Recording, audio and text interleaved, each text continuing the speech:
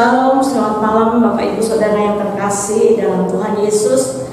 Pada saat ini kita bersama-sama akan kembali merenungkan sabda firman Tuhan. Di dalam firman Tuhan banyak sekali kebenaran-kebenaran yang boleh menguatkan iman kita, boleh membangun semangat kita.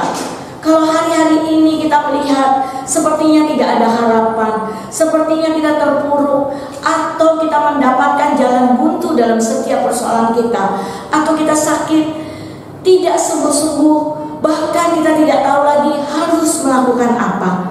Tuhan Yesus mengajarkan melalui firman Tuhan pada saat ini.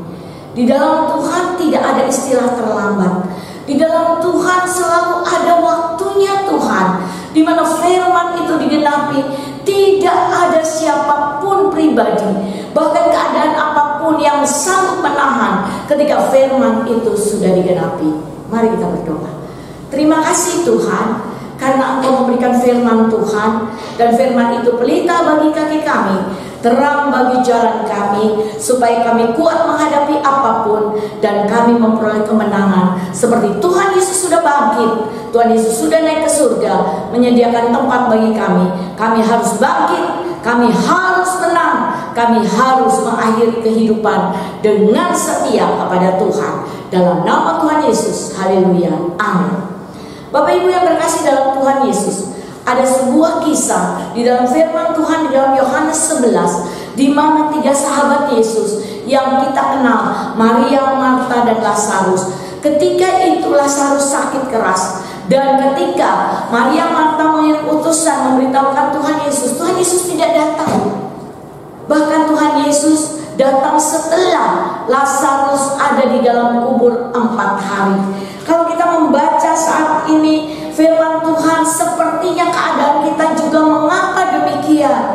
Kadang-kala kita berseru-seru kepada Tuhan Yesus, tapi Tuhan Yesus belum buka jalan. Kita berseru-seru kepada Tuhan Yesus belum memberikan berkat kepada kita, atau Tuhan Yesus belum menyembuhkan kita. Tapi ada satu hal di sini, bahwa waktu Tuhan bukan waktu kita, dan di dalam Tuhan tidak ada yang terlambat. Yohanes 11 ayat 14. Karena itu Yesus berkata dengan terus terang, Lazarus sudah mati. Tuhan Yesus mengakui benar-benar Lazarus itu sudah mati. Tetapi firman Tuhan berkata demikian, syukurlah aku tidak hadir pada waktu itu. Wow, syukurlah aku tidak hadir. Lazarus mati tapi dia tidak hadir. Nah saat ini juga kita seolah-olah, mana ya Tuhan? Seperti iman kita mulai goyah, kita mulai ragu-ragu untuk kehadiran Tuhan. Bukankah kita baru saja merayakan hari kebangkitan Tuhan Yesus? Oleh karena itu di dalam ayat 17, maka ketika Yesus tiba, didapatinya Lazarus telah 4 hari berbaring di dalam kubur. Betania terletak dekat Yerusalem, kira-kira 2 mil jauhnya. Di situ banyak orang Yahudi telah datang kepada Marta dan Maria untuk menghibur mereka berhubung dengan kematian saudaranya. Berarti saat itu ada masalah kedukaan yang luar biasa. Di mana Tuhan? Di dalam ayat 16, marilah kita pergi juga untuk mati bersama-sama dengan dia. Wow, kenapa? Demikian Thomas berkata, yang disebut Didimus berkata kepada teman-teman, yaitu murid-murid yang lain, maka kita pergi juga untuk mati bersama-sama dengan dia. Apa maksudnya di sini? Seperti ada keputusasaan, apa yang kita mau lihat.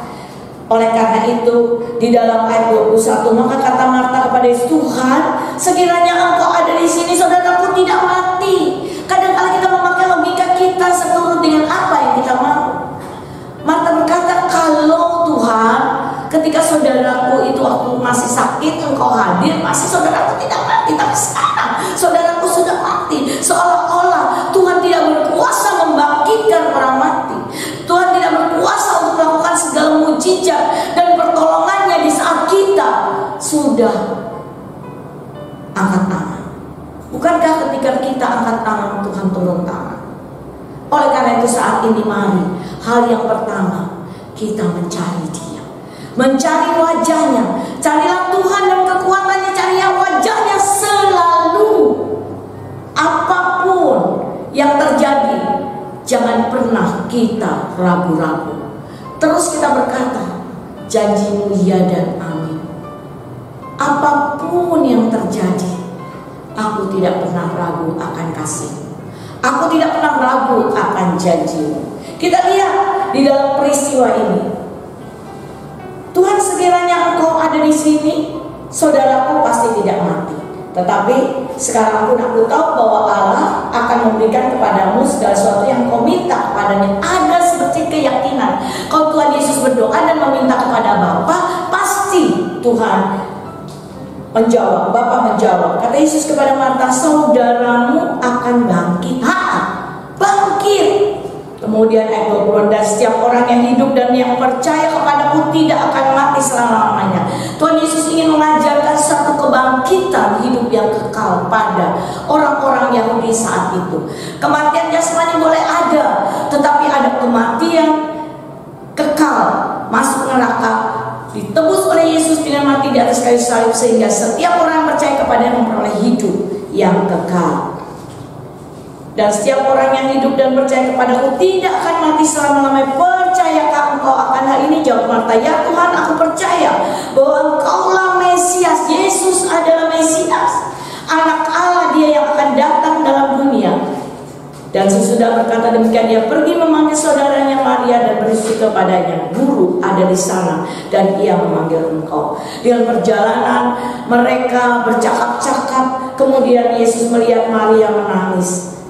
Juga orang-orang Yahudi pada saat itu yang berkumpul dalam kedukaan itu. Yang saya melihat ketika kita mau datang terus kepada Tuhan, Tuhan itu maha penuh belas kasihan. Ketika Maria menangis, Tuhan Yesus pun menangis.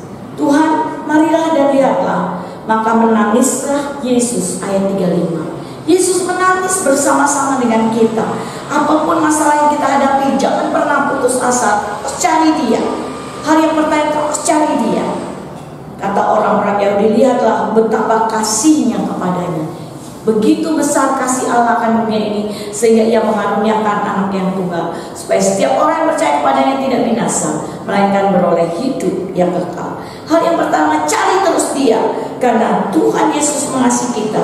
Ketika kita menangis, Dia juga menangis bersama kita. Ayat 38, maka masuklah pula hati Yesus, lalu Ia pergi ke kubur itu. Kubur itu adalah sebuah gua yang ditutup dengan batu. Kata Yesus, angkat batu itu. Maka saudara orang yang meninggal itu berkata kepada Tuhan, ia sudah berbau sebab sudah 4 hari ia mati. Orang Yahudi kalau sudah lewat 3 hari berarti benar-benar dia mati dan tidak mungkin bangkit. Nah, dikatakan, bukan, aduh Tuhan, saudaraku itu udah 4 hari dan dia sudah berbau. Jawab Yesus, bukankah sudah kukatakan kepadamu, jikalau engkau percaya, engkau akan melihat kemuliaan Allah. Hal pertama, cari Dia.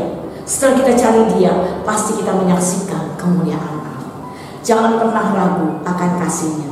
Jangan pernah ragu akan janji-Nya. Dan terbukti ketika itu Tuhan Yesus berkata kepada Lazarus, keluarlah.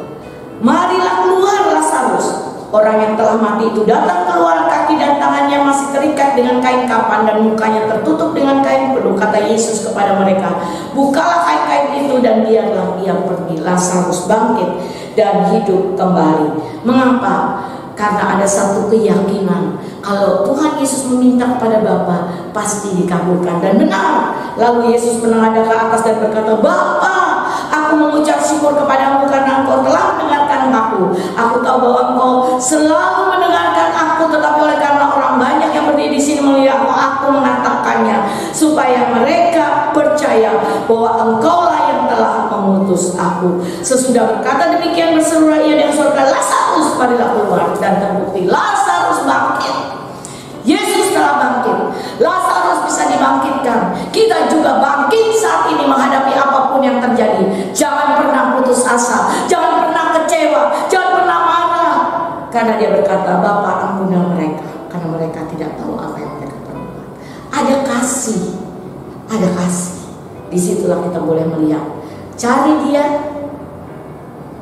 dan jangan ragu akan kasih dan janjinya. Yang kedua, saksikan kemuliaannya. Haleluya, amin.